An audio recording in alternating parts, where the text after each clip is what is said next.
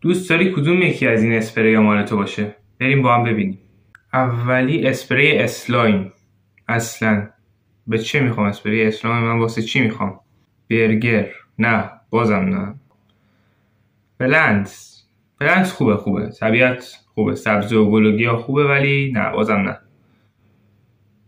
ماچا، نوشیدنی ماچا، نه واقعا اصلا همچه کاری نمیکنم. بچه گربه؟ چرا باید بچه گربه بخوام؟ چرا باید اسپری بچه گربه بخوام؟ عسل؟ باز هم نه. عسل هم نه.